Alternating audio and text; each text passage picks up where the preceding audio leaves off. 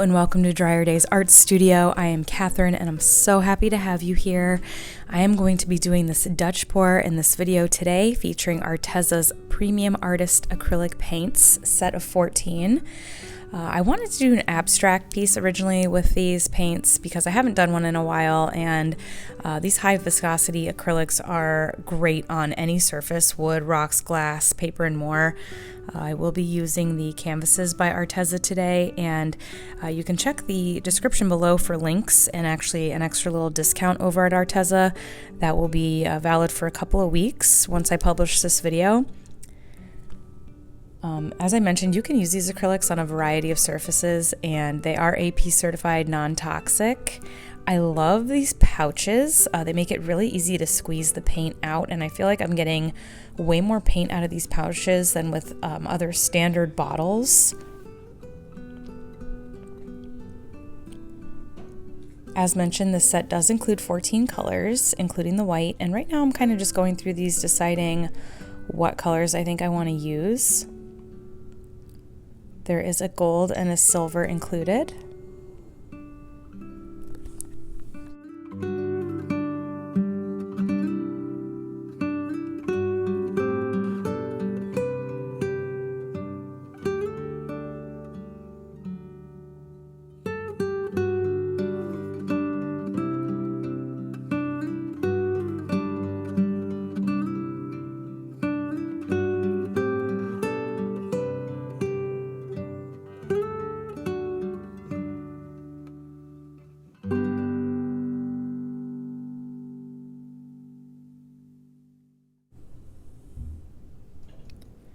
And here's the 12 by 12 canvas by Arteza that I'm going to be using. I wanted to show that I already have my back taped, and I am going to use these handy dandy wedges that come with the canvases to just give my canvas a little bit of extra support, because I am going to pour on this and I don't want all of the paint and everything to sink to the middle of the canvas too much, and this is going to help keep that canvas elevated.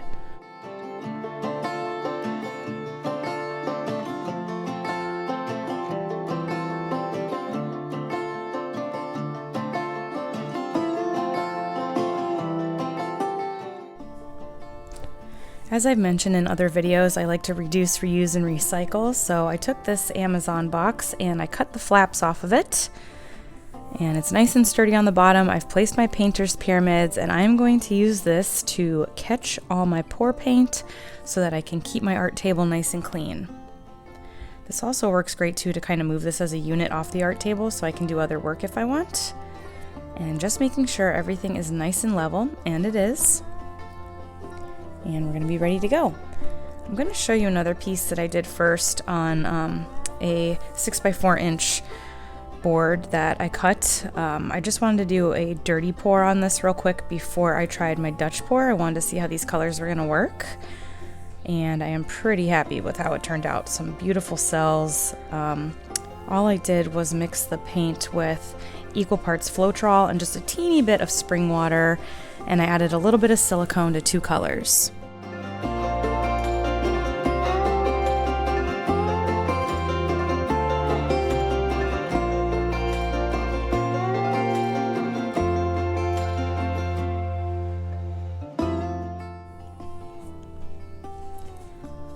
I'm just doing a dirty pour.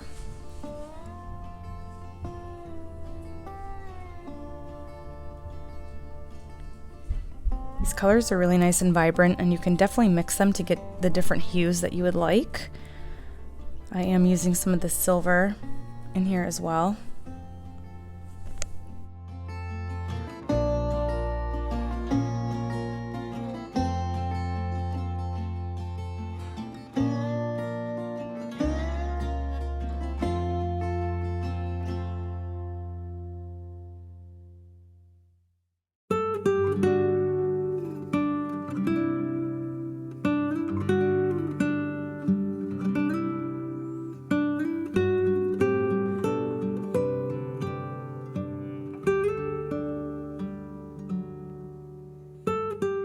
You can see some beautiful cell structure. I didn't want to lose that too much here, so just moving things around very slowly.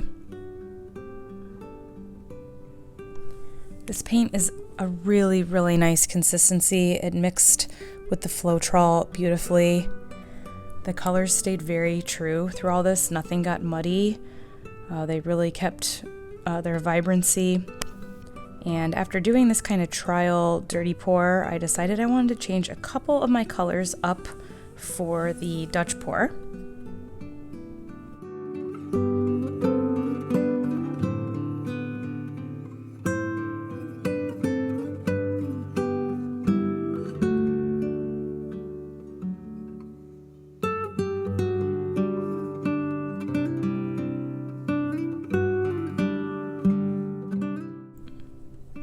I have already covered the entire canvas in the fluid white Arteza that I created with just the Arteza white and Floetrol.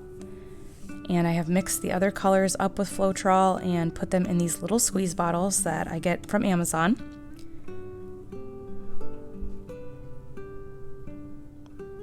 I am learning with the Dutch pouring that less is more. And to also sort of take a step back and let the paint work, to not overwork the piece. And I'll show you what I mean here in a minute. That is the gold paint right there.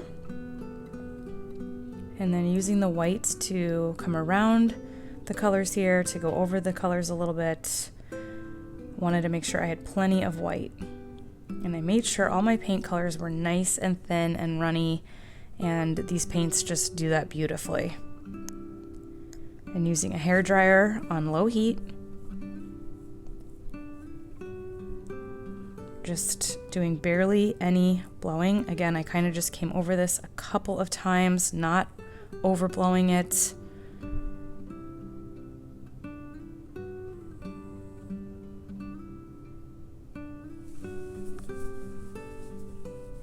Now, I don't do a whole lot of Dutch pours. I've only done a couple, and since I've started doing resin, I hardly do any pouring.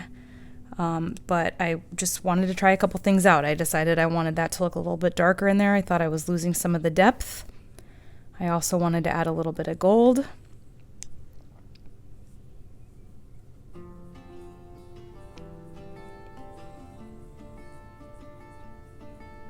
And, you know, look at your piece. Take a step back, look at it, see where it maybe needs a little extra. Again, I kind of got the feeling with this that less is more, so I didn't want to add too much and I didn't want to overwork it. But if you look here and see, okay, it kind of looks a little splotchy. I was a little nervous, and I kind of had to make myself put the hairdryer down and stop working it. But right when I do that, you'll see here in a second, the cells just kind of start coming up on their own and start moving this piece around on its own. I had only put silicone in one color, and if I were to time-lapse this really fast, which I might do over my Instagram, Dryer Days, you can see how the cells just really progress in this piece. Wanted to do kind of a slow-mo close-up. This is right after I did it. I made sure to really be wiping the underneath to get any excess paint off because I loved how this looked, the cell structure, the vibrancy of the colors. I really didn't want to lose too much over the edges, and that paint will pull over the side. And those colors down there, you'll see when it's done, they did kind of pull down a little bit, but some of these, I mean, most of the cells stayed perfectly where they were. I was so happy because that's always my concern is I'm going to come back in a couple hours and have a completely different piece. And just a side view of the beautiful cells. And this right here is actually the piece dry, but with no top coat yet or anything. And then I will show you after doing 2 coats of a UV resistant clear gloss.